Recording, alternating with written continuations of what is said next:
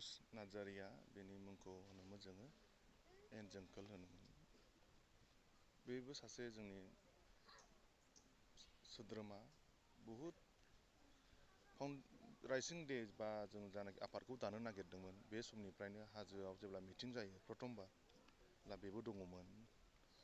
दाथ' बुंनो हासै नालाय मा जाया मा जायाखैमोन दा गिबिनिफ्रायनो बेबो बुहुद हेल्प खालामबोदोंमोन।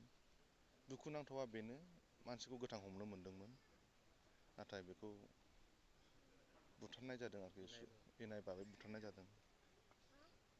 दा बेनिखायनो दिनैहाय बिनि मुंख्लं खाम्फा बेखेवदों जोंनिनो जानाखि मानसिफोर दङ केडेट्सफोर दङ आरो भाइस प्रेसिडेन्ट दङ बक' बे आं ओमफ्रायो एक्स एनडिफोरनिफ्राय हारिमु आरो बानसाव बिसोरबो दंफैयोमोन। दा दुखु सुखु बिमा बिफाजों रायलायलांजोबनोसै। गथ' सासे दङ बिनिया बे गथ'खौ बोरै फोरोंलांनांगौ दा जोंनि दायथ' थायो। जोंनिनो मानसिमोन जोंनिनो खामानि मावग्रामोन दा बिथाङा मुंख्लं जालांबाय नाथाय बिनि न'खराथ' दङ। दा बिनि फिसाला जानाखि सासे दङ बिनि फरायनाय दाथ' क्लास 10 सिमावथ' बे फ्रियावनो फरायनो मोनगोन नाथाय बिनि देरखांनानै मा खालामनांगौ बिनि स्टेपखौ जों लागोन। समाजाव दायथ'खौ आं आफादनि जानानै लागोन आरो प्लास पार्सनेलिबो आं लागोन आरोखि बे गथ'खौ थारमाने मानसि खालामलांनांगौ दायथ'खौ जों आफादैनो रुजुमगोन प्लास आंबो पार्सनेलिबो रुजुमफागोन।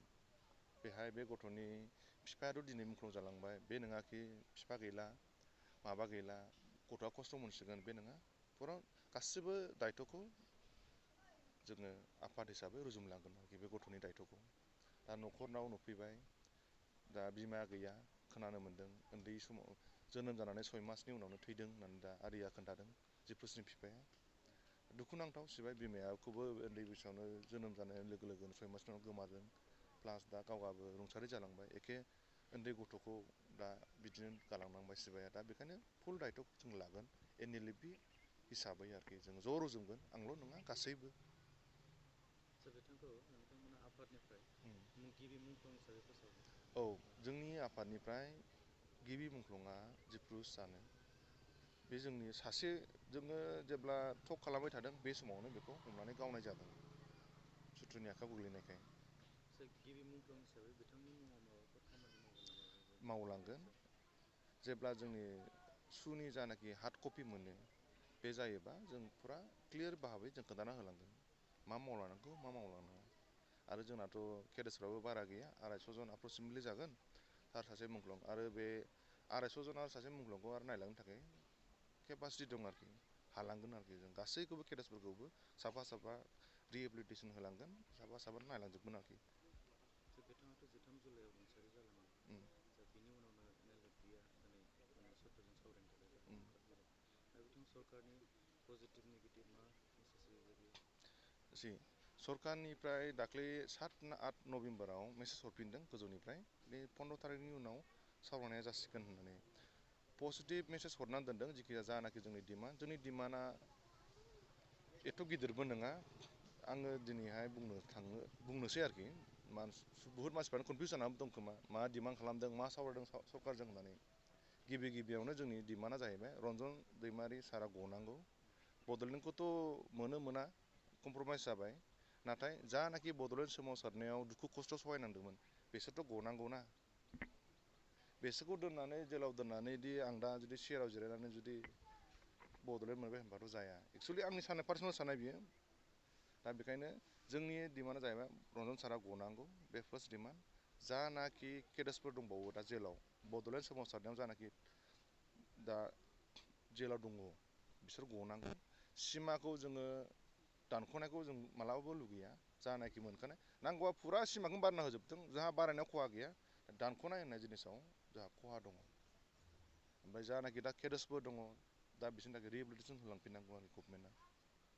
बिथाङाथ' NLFBनि मुंख्लं गिबि मुंख्लं बेखौ NLFBनिनो गिबि मुंख्लं हिसाबै मुंख्लंखौ दोनगोन ना बेनि अनगायैबो हारिनि सासे मुंख्लं हिसाबै बेखौ NLFBआथ' आरो हारिनि थाखायनो ओंखारदों स' हारि प्लास आरो NLFBनि मुंख्लं जानाय लोगो लोगो हारिनि थाखाय मुंख्लं जालांबाय। जों अराय सम बेखौ बावा बिनि जानाखि साननाय हनाय जों मावलांगोन बिनि जानाखि जों मिथिगौ जानाखि आं प्रथमबार जोङो मिटिं खालामदोंमोन अरनबारि गेजेराव हाग्रायाव अब्लानो आं बे मानसिखौ मोजां सिनायनानै लादों आरोखि बे खामानि मावलांगोन होननानै।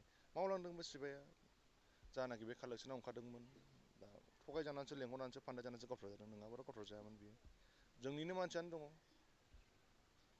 खोन्थाग्राफ्राबो हमहोग्राफ्राबो जोंनि मानसि जोंनि मानसियानो सोरबा एसपि जा सोरबा आर्मि 1 लाख 2 लाख मोनबानो जोंनि मानसिखौ खोन्थानो हायो दानि आथिखालावहाय जुदि संगठन दायोबा बा बड'लेण्ड जुदि सोरजिफिननो थाङोबा ना आंनि पार्सनेल साननाय बियो 20% जोंनि बर'फोरजों दावहा नांग्रोनांगौ जायो मानो होनबा अलरेडि जानाखि 20% जा बर'फोर दङ माहारिफोर बिसोर थारमाने बड'लेण्ड होननाय जिनिसखौ है फैसा मोनबानो जायो कमप्रमाइस जाजोबो बे 20%खौ जेब्ला जों गारनो हागोन बिसोरजों दावहा नांनो हागोन अब्लासो जोङो बड'लेण्ड होननाय सोदोबखौ जों लाबोफिननो हागोन NLFनि बा हारिनि थाखाय संग्राम खालामग्रा गोबां आरोबाव लाइमोनफोर दंबावो दैदेनगिरि बिथांमोन दङ बिथांमोननिसिम नोंथाङा NLFB आफादनिफ्राय मा मेसेज होनो जानाखि बड'लेण्ड सोरजिनायनि थाखाय खस्थ' खालामदों NDFBआनो दंमोन BLT दंमोन दा NLFB दङ दा आङो गासैखौबो जानाखि जोहोलावफोर बर'नि जोहोलावफोर जानाखि बड'लेण्डनि थाखाय सोमावसारदोंमोन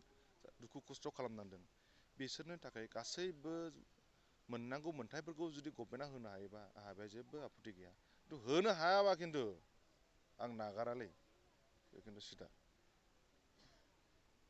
बिनि थाखायनो आफाद दादों आरोखि बारा सोंबाय थाबा खर'आ गरम जायोलै दे